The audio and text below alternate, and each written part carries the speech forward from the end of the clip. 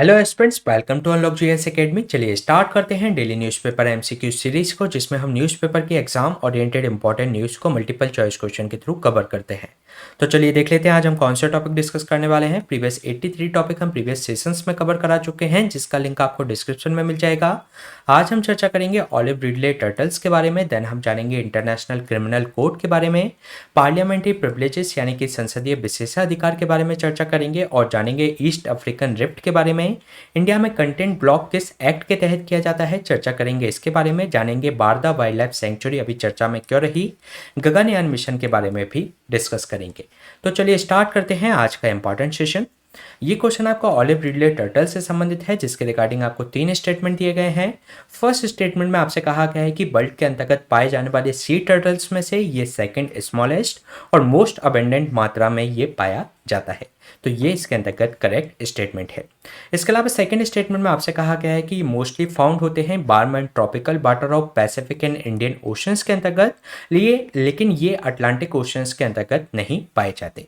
तो ये इसके अंतर्गत रॉन्ग स्टेटमेंट है, क्योंकि ये मोस्टली फाउंड होते हैं warm and tropical water of Pacific and Indian oceans के अंतर्गत, लेकिन जो अटलांटिक ओशंस का वार्म वाटर है उसके अंतर्गत भी ये फाउंड होते हैं। तो ये इसके अंतर्गत रॉन्ग स्टेटमेंट हो जाएगा। इसके अलावा थर्ड स्टेटमेंट में आपसे कहा गया है कि जो ऑलिव रिडले की जो नेस्टिंग साइट्स हैं इंडिया के अंतर्गत ईस्ट कोस्ट पर ही केवल देखने को मिलती है। तो ये इसके अंतर्गत रॉन्ग स्टेटमेंट है, क्योंकि इंडिया के अंतर्गत ये ईस्ट कोस्ट के साथ साथ वेस्ट कोस्ट और अंडमान एंड निकोबार और लक्षद्वीप आइलैंड पर भी इनकी नेस्टिंग साइट्स देखने को मिलती है।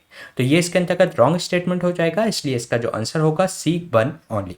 चलिए जान लेते हैं अभी चर्चा में क्यों रहा। जो कार्केसेस हैं ऑलिव रिडले टर्टल्स के, वह आंध्र प्रदेश के तट पर ये बहते हुए पाए गए, तो इस कारण से ये अभी चर्चा में रहा। अगर हम बात करें ऑलिव रिडले टर्टल्स के बारे में, तो वर्ल्ड में पाए जाने वाले सी टर्टल्स में से ये सेकंड स्मॉलेस्ट और मोस्ट अबेंडेंट यानी कि प्रचुर मात्रा में ये पाए जाते हैं। इसके अलावा ये मोस्टली फाउंड होते हैं warm and tropical water of Pacific and Indian oceans के अंतर्गत, साथ ही साथ जो अटलांटिक ओशंस के वार्म वाटर के अंतर्गत भी ये पाए जाते हैं। इसके अलावा अगर हम बात करें इनके प्रोटेक्शन स्टेटस के बारे में, तो जो आईयूसीएन की रेड लिस्ट है उसके अंतर्गत इनको वल्नरेबल स्थान दिया गया है। साथ ही साथ साइट्स यानी कि convention of international trade off endangered species flora and fauna, तो उसके अंतर्गत जो 3 अपेंडिक्स होती हैं उसके अंतर्गत अपेंडिक्स 1 के अंतर्गत उनको संरक्षण दिया गया है। साथ ही साथ जो हमारा वाइल्ड लाइफ प्रोटेक्शन एक्ट है 1972 का, जिसके अंतर्गत 6 स्केड्यूल्स हैं, उसके स्केड्यूल्स 1 के अंतर्गत इनको प्रोटेक्शन दिया गया है।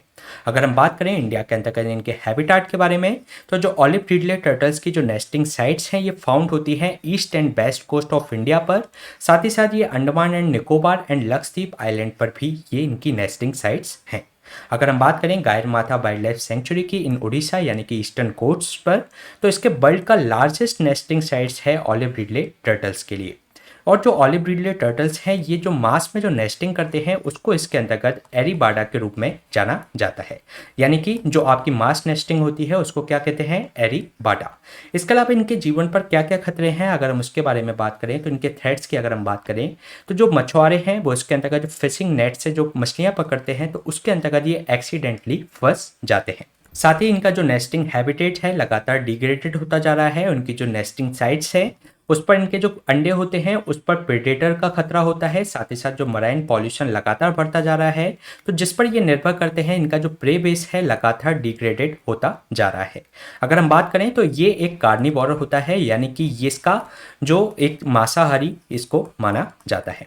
इसके अलावा जो वार्मर टेम्परेचर है, यानी कि जो लगातार टेम्परेचर बढ़ता जा रहा है ग्लोबल वार्मिंग के दौरान, तो इनकी जो मेल हैचलिंग है वह लगातार डिक्लाइन होती जा रही है। अगर हम बात करें इंडिया के अंतर्गत क्या मेजर्स लिए गए हैं इनके प्रोटेक्शन के लिए, तो इंडियन कोस्ट गार्ड के द्वारा एक ऑपरेशन ओलिवियाई चलाया जा रहा है, जो कि ऑलिव रिडले टर्टल्स की इनके ब्रीडिंग सेशन के समय पर इनकी रक्षा करता है। इसके अलावा जो मराइन टर्टल कंजर्वेशन प्रोग्राम है जिसको इनिशिएट किया गया था 2010 में, ये प्रोटेक्ट करता है टर्टल का जो ब्रीडिंग साइट्स हैं बीचेस पर, तो उनको ये प्रोटेक्ट करता है। साथ ही साथ इनकी जो ब्रीचिंग जो एक तरीके से ब्रीडिंग साइट्स हैं उनको प्रोटेक्शन एरिया के रूप में इसमें डिक्लेयर किया गया है। और फिशरमैन को इंस्ट्रक्ट किया गया है कि जो एक टर्टल एक्सक्लूडिंग डिवाइस लगाएं, जिससे कि जो इनके फिशिंग नेट्स के अंतर्गत ये फंस जाते हैं, इस तरीके की सिचुएशंस को इसके अंतर्गत अवॉइड किया जा सके। तो ये क्वेश्चन हमने डिस्कस किया ऑलिव रिडले टर्टल से संबंधित। चलिए चलते हैं नेक्स्ट क्वेश्चन पे। नेक्स्ट क्वेश्चन है आपका इंटरनेशनल क्रिमिनल कोड से संबंधित, जिसके रिगार्डिंग आपको 3 स्टेटमेंट दिए गए हैं। फर्स्ट स्टेटमेंट में आपसे कहा गया है कि आईसीसी एक इंटर गवर्नमेंटल ऑर्गेनाइजेशन है जो कि फॉर्म की गई थी रोम स्टैट्यूट्स 1998 के अंतर्गत। एक स्टैंडिंग बॉडी के रूप में इसको बनाया गया था जो कि वॉर क्राइम्स, जीनोसाइड्स या क्राइम अगेंस्ट जो ह्यूमैनिटी होते हैं उन केसेस को ये इन्वेस्टिगेट कर सकती है। तो ये इसके अंतर्गत करेक्ट स्टेटमेंट है। इसके अलावा सेकेंड स्टेटमेंट में आपसे कहा गया है कि आईसीसी एक ऑर्गन है यूनाइटेड नेशंस की जो कि डिस्प्यूट होते हैं किसी भी दो स्टेट्स के बीच में उसको वह सुन सकती है। तो ये ऑर्गन नहीं है यूनाइटेड नेशन की, इसमें आपको कंफ्यूज नहीं होना है। इसके अंतर्गत एक इंटरनेशनल कोर्ट ऑफ जस्टिस है तो वह इसकी यूनाइटेड नेशन की ऑर्गन है, लेकिन जो इंटरनेशनल क्रिमिनल कोर्ट है यानी कि आईसीसी है वह यूनाइटेड नेशन की ऑर्गन नहीं है। तो ये इसके अंतर्गत रॉन्ग स्टेटमेंट हो जाएगा। इसके अलावा थर्ड स्टेटमेंट में आपसे कहा गया है कि इसको रेट्रोएक्टिव अथॉरिटी प्राप्त है, यानी कि जो स्टैट्यूट बनने से पहले के केसेस को भी ये इसके अंतर्गत सुन सकता है। तो ये इसके अंतर्गत रॉन्ग स्टेटमेंट है क्योंकि इसको रेट्रोएक्टिव अथॉरिटी प्राप्त नहीं है, यानी कि जो रोम स्टैट्यूट जब 2002 में अस्तित्व में आया तो उससे पहले के केसेस को ये नहीं सुन सकता। तो ये इसके अंतर्गत रॉन्ग स्टेटमेंट हो जाएगा, इसलिए इसका जो आंसर होगा C1 ओनली। चलिए जान लेते हैं अभी चर्चा में क्यों रहा जो रशियन प्रेसिडेंट के द्वारा जो अनलॉफुल डिपोर्टेशन किया गया है यूक्रेनियन चिल्ड्रंस का। तो इसके अंतर्गत जो इंटरनेशनल क्रिमिनल कोर्ट ने इन्होंने जो एक तरीके से इनके खिलाफ अरेस्ट वारंट जारी किया है रशियन प्रेसिडेंट पुतिन के खिलाफ। अगर हम बात करें इंटरनेशनल क्रिमिनल कोर्ट की तो ये एक only permanent international criminal tribunal है। अगर हम इसके बैकग्राउंड की बात करें तो इसका क्रिएट किया गया था 1998 में Rome statutes of internal criminal court के द्वारा, जो कि इसका फाउंडिंग एंड गवर्निंग डॉक्यूमेंट था। अगर हम बात करें इसकी जो फंक्शनिंग स्टार्ट हुई थी 1 जुलाई 2002 से हुई थी जब रोम स्टैट्यूट्स इसके अंतर्गत फोर्स में आ गया। अगर हम इसके मैंडेट की बात करें तो जो इस इंटरनेशनल कम्युनिटी पर जो जीनोसाइड्स, वार क्राइम्स या क्राइम अगेंस्ट ह्यूमैनिटी होता है तो इससे संबंधित केस को ये इन्वेस्टिगेट कर सकता है। अगर हम इसके हेडक्वार्टर की बात करें तो हैग नीदरलैंड में इसका हेडक्वार्टर स्थित है। अगर मेंबर की बात करें तो 123 नेशंस इसके मेंबर्स हैं और जिन्होंने इसकी जो पार्टीज है रिकॉग्नाइज किया है रोम स्टैट्यूट्स को, तो उसकी अथॉरिटी के रूप में इसको माना जाता है। इसमें जो अगर इसमें ध्यान रखना है कि जो यूएस, चाइना, रशिया और इंडिया हैं इसके मेंबर नहीं हैं। साथ ही साथ इसकी जो फंडिंग होती है कोर्ट, ये इसकी जो फंडिंग की जाती है स्टेट पार्टीज हैं वॉलेंट्री बेसिस पे की जाती है, और जो इंटरनेशनल ऑर्गेनाइजेशन हैं, इंडिविजुअल्स हैं, कॉरपोरेशंस हैं या अदर एंटिटीज हैं उनके द्वारा भी इसकी फंडिंग की जाती है। इसके साथ ही अगर हम इसके कंपोजिशन के बारे में बात करें तो इसके कंपोजिशन में इसमें 18 जजेस हैं, जिसमें से एक को इसमें प्रेसिडेंट और इसमें एक वाइस प्रेसिडेंट के रूप में चुना जाता है। और इन सबका जो टेन्योर होता है वह 9 ईयर का टेन्योर होता है, और जो कि दोबारा से इनको एक तरीके से टेन्योर नहीं दिया जा सकता, यानी कि उनकी पुनर्नियुक्ति इसके अंतर्गत नहीं की जा सकती। इसके अलावा इनका जो जुडिशियल डिवीजन है 18 जजेस का, ये 3 डिवीजन्स में इनको डिवाइड किया जाता है, जिसमें प्री ट्रायल वर्जन, एक ट्रायल वर्जन और अपील डिवीजन इसके अंतर्गत 18 जजेस को इनके अंतर्गत डिवाइड किया जाता है। इसके अलावा इसमें एक ऑफिस ऑफ प्रोसिक्यूटर होता है जो कि रिस्पॉन्सिबल होता है कि अगर उसको कोई रेफरल मिलता है या सब्सटेंटिव इन्फॉर्मेशन मिलती है किसी क्राइम से संबंधित, तो उसको एक तरीके से वह एग्जामिन कर सकता है और कोर्ट के समक्ष उसको प्रस्तुत कर सकता है। साथ ही साथ इसमें एक रजिस्ट्री होती है जिसका कोर फंक्शंस होता है रजिस्ट्री का कि वह प्रोवाइड कराता है एडमिनिस्ट्रेटिव और operational support to the chamber और ऑफिस ऑफ द प्रोसिक्यूटर्स को। इसके अलावा इसके जुरिसडिक्शन की बात करें, इसके क्षेत्राधिकार की अगर हम बात करें तो जो इंटरनेशनल कोर्ट ऑफ जस्टिस है वह अगर कोई 2 स्टेट्स के बीच में अगर डिस्प्यूट होता है तो वह इसको केवल सुन सकता है। लेकिन आईसीसी अगर इंडिविजुअल, अगर इसकी जो पार्टीज है जो कंट्री, तो उसके अंतर्गत कोई इंडिविजुअल से संबंधित प्रोसिक्यूशन है तो वह भी इसको सुन सकता है। साथ ही साथ इसमें केवल वह उनको ही सुन सकता है, उन केसेस को ही, कि अगर उसका रोम स्टैट्यूट्स को उन कंट्री ने इसके अंतर्गत कमिट किया होना चाहिए, यानी कि उनको इसके द्वारा साइन किया होना चाहिए, तो उससे संबंधित केसेस को ये सुन सकता है। साथ ही साथ जो परपेट्रेटर जो कंट्री है उसकी ओरिजिन होना चाहिए, पार्टी होना चाहिए वह रोम स्टैट्यूट्स की, और इसको एक तरीके से रेट्रोस्पेक्टिव पावर प्राप्त नहीं है, यानी कि जो रोम स्टैट्यूट जब फोर्स में आया तो उससे पहले अगर कोई केस होता है तो उसको वह नहीं सुन सकता। अगर हम बात करें इसके relation with the United nation से, तो ये एक ऑर्गेनाइजेशन का पार्ट नहीं है यूनाइटेड नेशन का, लेकिन ये एक तरीके से कॉपरेशन एग्रीमेंट है इसके साथ में। और अगर ऐसी सिचुएशंस अगर पैदा हो जाती है कि इसमें कोर्ट के जुरिसडिक्शंस में अगर कोई केस नहीं आता, तो यूनाइटेड नेशन सिक्योरिटी काउंसिल के माध्यम से इसको ग्रांट कर दिया जाता है जुरिसडिक्शंस को, और रेफर कर दिया जाता है किसी भी सिचुएशन या केस को इंटरनेशनल क्रिमिनल कोर्ट के समक्ष। तो ये क्वेश्चन हमने डिस्कस किया इंटरनेशनल क्रिमिनल कोर्ट से संबंधित। चलिए चलते हैं नेक्स्ट क्वेश्चन पे। नेक्स्ट क्वेश्चन है आपका पार्लियामेंट्री प्रिविलेजेस से संबंधित, जिसके रिगार्डिंग आपको 3 स्टेटमेंट दिए गए हैं। फर्स्ट स्टेटमेंट में आपसे कहा गया है कि जो पार्लियामेंट्री प्रिविलेजेस यानी कि संसदीय विशेषाधिकार या आर्टिकल 105 के अंतर्गत आते हैं, जिसके अंतर्गत जो हाउस ऑफ पार्लियामेंट्स के अंतर्गत जो मेंबर हैं या उसकी कमेटी के अंतर्गत जो मेंबर हैं, वह एक तरीके से एंजॉय करते हैं special rights, immunity and exemptions को। तो ये इसके अंतर्गत करेक्ट स्टेटमेंट है, जिसमें दोनों हाउसेस के जो मेंबर्स हैं या उसके अंतर्गत जो कमेटी बनी हुई है उसके जो मेंबर्स हैं, वे एक तरीके से एंजॉय करते हैं स्पेशल राइट्स, कुछ छूट और एग्जेम्पशंस को। तो ये इसके अंतर्गत करेक्ट स्टेटमेंट है। इसके अलावा सेकंड स्टेटमेंट में आपसे कहा गया है कि इसमें जो राइट्स हैं एक जो उन इंडिविजुअल्स को भी दिए जाते हैं जो कि पार्लियामेंट के अंतर्गत या उसकी किसी कमेटी के समक्ष बोलते हैं या उसमें पार्टिसिपेट लेते हैं, लेकिन इसके अंतर्गत एक्सक्लूड किया गया है अटॉर्नी जनरल ऑफ इंडिया और यूनियन मिनिस्टर्स को। तो ये इसके अंतर्गत रॉन्ग स्टेटमेंट है, क्योंकि ये उनको उन इंडिविजुअल्स को भी दिया जाता है जो कि मेंबर नहीं है पार्लियामेंट के, लेकिन पार्टिसिपेट कर रहे हैं कमेटी या पार्लियामेंट के अंतर्गत किसी उसकी प्रोसीडिंग्स के अंतर्गत। तो उनको एक तरीके से इसमें संसदीय विशेषाधिकार प्राप्त होते हैं, लेकिन इसमें जो अटॉर्नी जनरल ऑफ इंडिया और यूनियन मिनिस्टर जो कि पार्ट नहीं है उस पार्लियामेंट का, तो इसके अंतर्गत उनको भी ये छूट दी जाती है। तो ये इसके अंतर्गत रॉन्ग स्टेटमेंट हो जाएगा। इसके अलावा थर्ड स्टेटमेंट में आपसे कहा गया है कि इन पार्लियामेंट के अंतर्गत इसको मेंबर्स को ये राइट है फ्री टू एक्सप्रेशन यानी कि अभिव्यक्ति की स्वतंत्रता का अधिकार है, और इसके अंतर्गत जो पार्लियामेंट्री प्रोसीडिंग्स के समय या इसकी कमेटी की किसी प्रोसीडिंग्स के समय कोई भी वह उसमें बात कहता है या उससे संबंधित वोट करता है, तो वह उसको किसी भी कोर्ट के समक्ष अकाउंटेबल नहीं बनाया जा सकता। तो ये इसके अंतर्गत करेक्ट स्टेटमेंट है, इसलिए इसका जो आंसर हो जाएगा 1 और 3 ओनली। चलिए जान लेते हैं अभी चर्चा में क्यों रही। जो रूलिंग पार्टी है उसने लोकसभा स्पीकर को लिखा है कि एक स्पेशल कमेटी या पार्लियामेंट्री कमेटी ऑफ प्रिविलेजेस का गठन किया जाए। अगर हम बात करें स्पेशल कमेटी की, तो ये एक तरीके से फॉर्म की जा सकती है किसी भी मोशन के माध्यम से, और ये किसी भी इसको टर्म ऑफ रेफरेंस उसको देकर एक तरीके से इसको फॉर्म किया जा सकता है। अगर हम इसके गवर्नेंस की बात करें, तो जो स्पेशल कमेटी है किसी भी एनी रूल पर नहीं आती, यानी कि किसी भी लोकसभा रूल के अंतर्गत ये काम नहीं करती। इसके अलावा इसमें जो पावर है सेटअप करने की वो लोकसभा स्पीकर को होती है, और इसमें एक तरीके से कोई भी मैटर है वो उसको इन्वेस्टिगेट करने के लिए दी जा सकती है।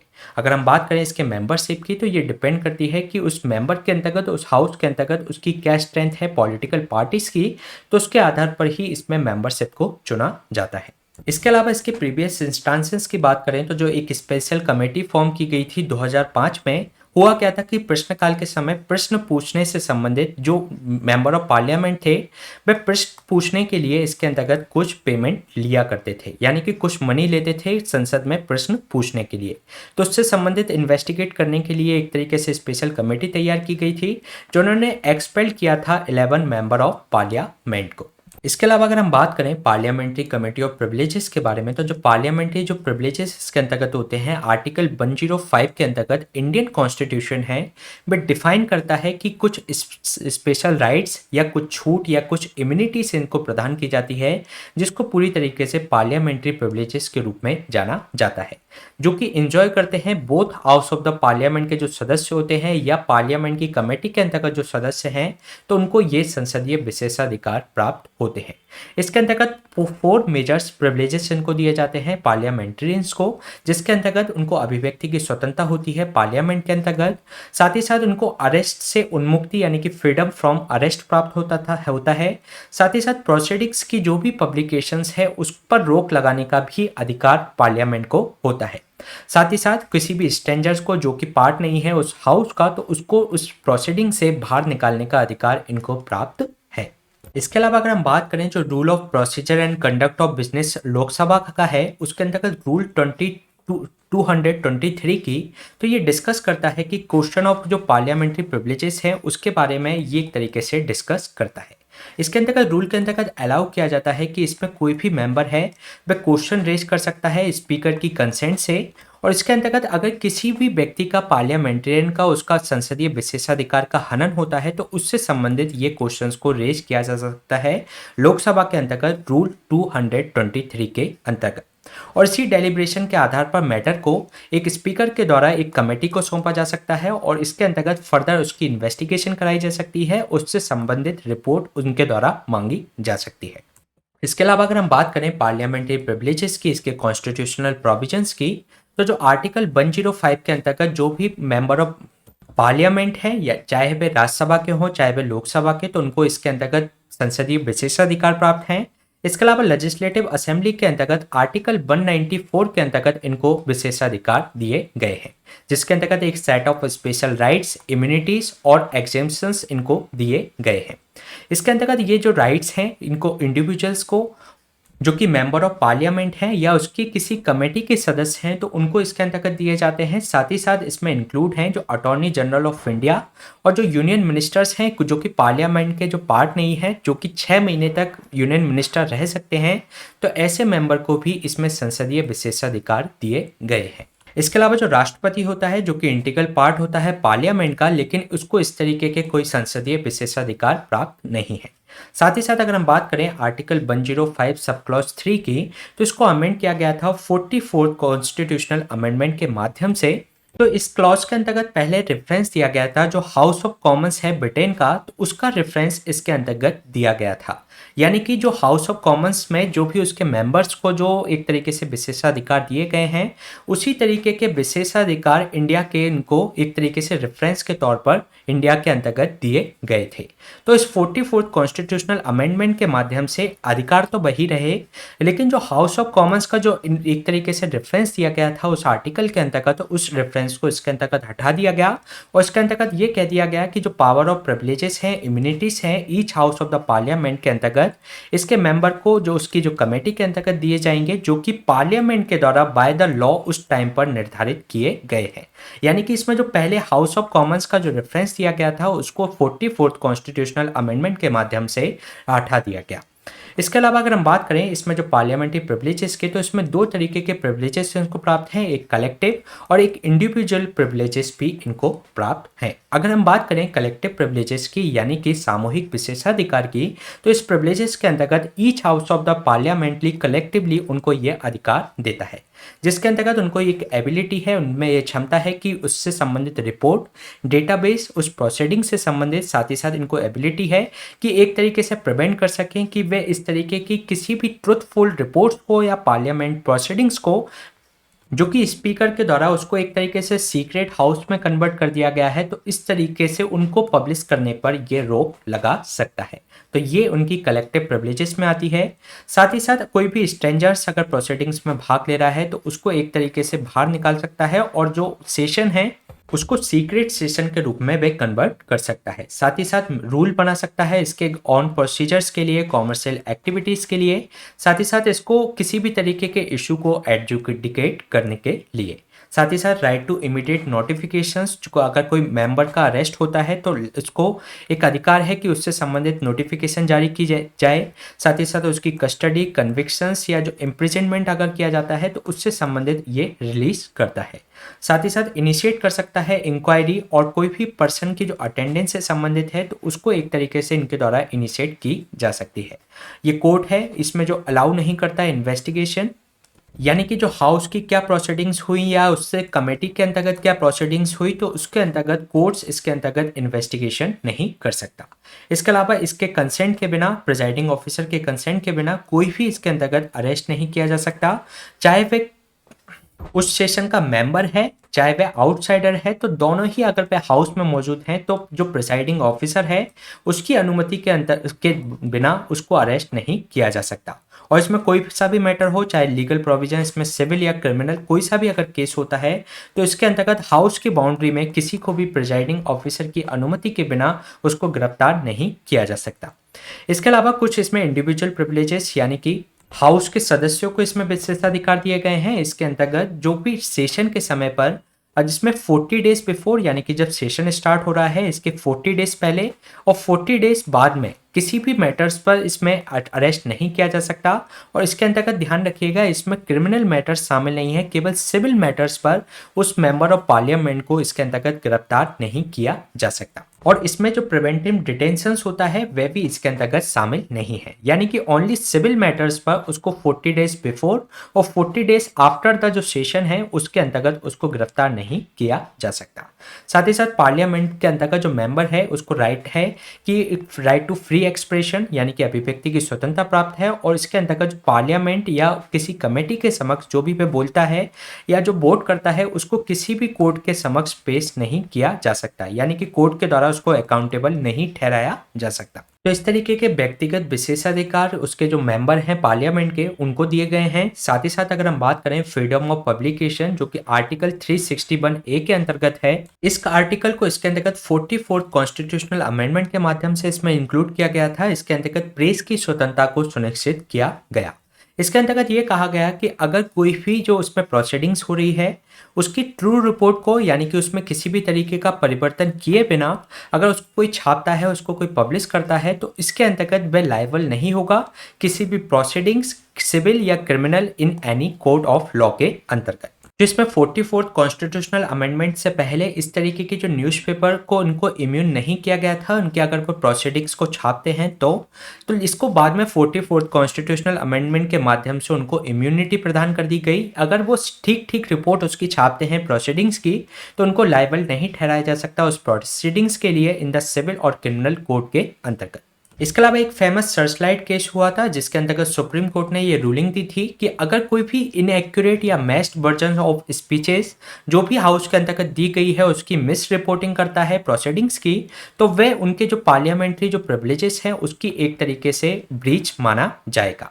साथ ही साथ कोर्ट के अंतर्गत जो पब्लिकेशंस हैं जिसे कोर्ट की प्रोसीडिंग से एक्सपंज कर दिया गया है यानी कि हटा दिया गया है, तो वह अगर उसके द्वारा अगर किसी भी पब्लिकेशन के द्वारा अगर उसको रिलीज किया जाता है, पब्लिश किया जाता है, तो वह भी इसके अंतर्गत ब्रीच माना जाएगा पार्लियामेंट्री प्रिविलेजेस का यानी कि संसदीय विशेषाधिकार का। इसके अलावा सुप्रीम कोर्ट के द्वारा यह भी कहा गया कि जो हाउस है उसके पास ये अधिकार है वे किसी भी ऐसी कोई डिबेट हो रही है हाउस के अंतर्गत तो उसको पब्लिश करने से रोक सकता है, ये उसके ऊपर अधिकार है। और इसके अंतर्गत ये एक तरीके से इसमें नहीं पा सकता कि जो एक्सप्रेशन ऑफ की जो फ्रीडम है 19(1)(a) के अंतर्गत तो उसका भी अगर ब्रीच होता है इस आधार पर कि हाउस ने उस पर प्रोहिबिट कर दिया है उसकी पब्लिकेशन का, तो उसके आधार पर भी इनको इम्यूनिटी नहीं दी जाएगी। यानी कि इसका वायलेशन करता है जो राइट टू एक्सप्रेशन है उसका भी करता है। अगर हाउस ने अगर किसी पर रोक लगाई है तो उसके आधार पर इसकी सुनवाई नहीं की जा सकती। यानी कि हाउस को पूरा अधिकार है वे किस प्रोसीडिंग्स पर रोक लगाना चाहता है वह लगा सकता है। तो ये क्वेश्चन हमने डिस्कस किया पार्लियामेंट्री प्रिविलेजेस से संबंधित। चलिए चलते हैं नेक्स्ट क्वेश्चन पे।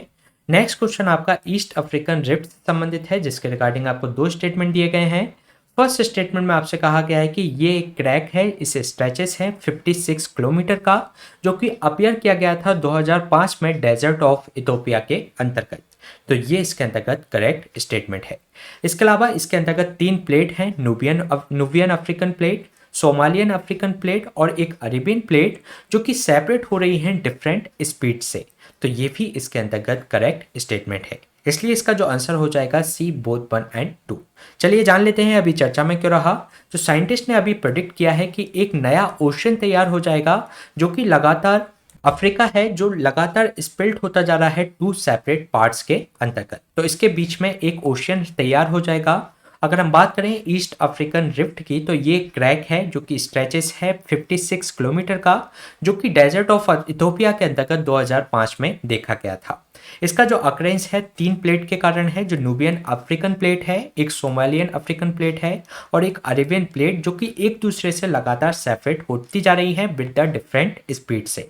अगर हम बात करें अरेबियन प्लेट की जो स्पीड की तो इसके अंतर्गत जो अवे जा रही है अफ्रीका से, तो इसके अंतर्गत ये 1 इंच पर ईयर लगातार खिसकती जा रही है, जबकि जो 2 अदर अफ्रीकन प्लेट्स हैं जो सेपरेट हो रही हैं इससे कम स्पीड से, यानी कि वे 4.2 इंच पर ईयर एक तरीके से सेपरेट हो रही हैं। इसके अलावा जो सोमाली और जो नुबियन टेक्टोनिक प्लेट्स हैं ये लगातार एक दूसरे से दूर जाती जा रही हैं जो कि एक स्मॉलर कॉन्टिनेंट तैयार कर देगा जो कि इसके रिफ्ट के अंतर्गत जिसके अंतर्गत प्रेजेंट डे के Somalia, part of Kenya, Ethiopia और तंजानिया शामिल होंगे। अगर हम बात करें इसके इफेक्ट की, तो जो गल्फ ऑफ एडन है और जो रेड सी है, ये इवेंचुअली एक तरीके से फ्लड हो जाएंगे इथोपिया के अफार रीजन के अंतर्गत, और यहाँ पर एक तरीके से ओशियन जनरेट हो जाएगा। ये एक तरीके से ट्रिगर करेंगे formation of new sea in a new coastline इसके अंतर्गत। ये जो जियोलॉजिकल प्रोसेस है ये डिवाइड कर देगी कॉन्टिनेंट को, और इसके अंतर्गत जो करेंटली लैंडलॉक कंट्रीज हैं वे जैसे कि युगांडा एंड जाम्बिया, तो वे एक तरीके से कोस्ट लाइन पर ये आ जाएंगे, और इसमें लगभग लगेगा 5 to 10 मिलियन इस काम में लग जाएंगे। इसके अलावा अगर हम इसके मैप पर इसकी लोकेशन देखें, तो इसमें जो अरेबियन प्लेट है जो कि 1 इंच पर ईयर लगातार खिसकती जा रही है। इसके अलावा जो न्यूबियन अफ्रीकन प्लेट है और एक सोमालियन प्लेट है जो कि 0.2 पर इंच लगातार खिसकती जा रही है, और ये आपको एक तरीके से जो रिफ्ट है एक ये देखने को मिलेगी। और जो गल्फ ऑफ एडान है और जो रेड सी है, एक तरीके से ये फिल कर देगा इथोपिया का जो अफार रीजन है उसको, और जहाँ पर एक तरीके से ओशियन जनरेट हो जाएगा। इसके अलावा अगर हम इसके इम्पैक्ट की बात करें तो इस रिफ्ट के, तो ये इसका एक इकोनॉमिक पोटेंशियल है, क्योंकि ये जो कंट्रीज हैं एक्सेस कर सकती है न्यू पोर्ट्स ऑफ ट्रेड को और इनके फिशिंग ग्राउंड्स को, और सबसे जो इंटरनेट जो इंफ्रास्ट्रक्चर है उनको साथ ही। इसके अलावा ह्यूमैनिटेरियन क्राइसिस भी हो सकते हैं, क्योंकि जो डिस्प्लेसमेंट करना होगा कम्युनिटीज़ का, सेटलमेंट्स का, बैरियस फ्लोरा एंड जो फौना होंगे लगातार इसमें डिस्प्लेस्ड होंगे, तो एक तरीके से ह्यूमैनिटेरियन क्राइसिस भी जनरेट हो सकता है।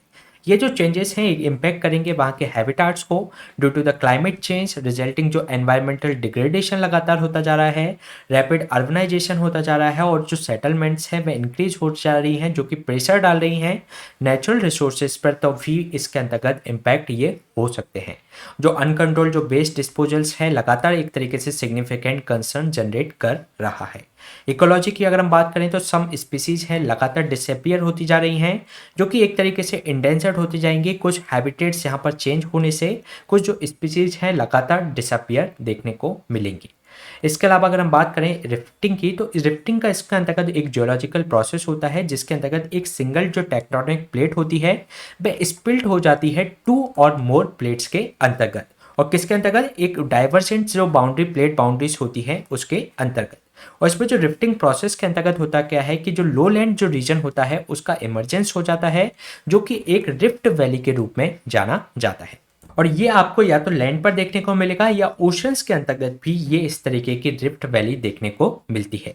और ये जो रिफ्ट वैली होती है ये ड्यू टू द जो एक मूवमेंट होता है अर्थ की टेक्टोनिक प्लेट्स का, तो उससे ये रिफ्ट वैली जनरेट होती है। तो इसी तरीके से जो ईस्ट अफ्रीकन जो बेल्ट है वह इसी तरीके से जनरेट हुआ है। तो ये क्वेश्चन हमने डिस्कस किया ईस्ट अफ्रीकन रिफ्ट के बारे में। चलिए चलते हैं नेक्स्ट क्वेश्चन पे। नेक्स्ट क्वेश्चन है आपका कंटेंट ब्लॉकिंग इन इंडिया के बारे में, जिसके रिगार्डिंग आपको 2 ऑप्शन दिए गए हैं, जिसमें फर्स्ट स्टेटमेंट में आपसे कहा गया है कि जो सेक्शन 69A है जो इंफॉर्मेशन टेक्नोलॉजी एक्ट 2000 का, वह एम्पावर करता है गवर्नमेंट को कि वे ब्लॉक कर सकते हैं किसी ऑनलाइन कंटेंट को। तो ये इसके अंतर्गत करेक्ट स्टेटमेंट है। इसके अलावा इस पर एक रिव्यू कमेटी होती है, उसको एटलीस्ट एक टाइम बैठती है 2 मंथ के अंतर्गत, जो कि और एक तरीके से देखती है कि किस इस सेक्शंस के अंतर्गत जरूरी है क्या उसके अंतर्गत ब्लॉक करना, तो उसको एक तरीके से ये आइडेंटिफाई करती है। तो ये इसके अंतर्गत करेक्ट स्टेटमेंट है, इसलिए इसका जो आंसर हो जाएगा सी बोथ 1 and 2। चलिए जान लेते हैं इसके बारे में, अभी चर्चा में क्यों रहा। जो according to the ministry of electronics and जो इन्फॉर्मेशन टेक्नोलॉजी है उसके द्वारा ये बताया गया कि 4999 जो यूट्यूब लिंक्स हैं ब्लॉक किए गए बाय द यूनियन गवर्नमेंट के द्वारा। अगर हम बात करें कंटेंट ब्लॉकिंग इन इंडिया, तो section 69A of the information जो IT एक्ट है हमारा 2000 का, वह एम्पावर करता है गवर्नमेंट को कि वे किसी भी ऑनलाइन कंटेंट को ब्लॉक कर सकता है। इसके अंतर्गत ग्राउंड्स क्या होते हैं कि 69A के अंतर्गत अलाउ करता है गवर्नमेंट को कि वे ब्लॉक कर सकते हैं किसी कंटेंट को, और इसके अंतर्गत ग्राउंड होते हैं कि कोई भी इंटरेस्ट ऑफ सॉवरेनिटी पर या इंटीग्रिटी पर या डिफेंस इंडिया और जो सिक्योरिटी ऑफ द स्टेट पर अगर खतरा होता है तो इस तरीके के कंटेंट को इसके अंतर्गत ब्लॉक किया जा सकता है।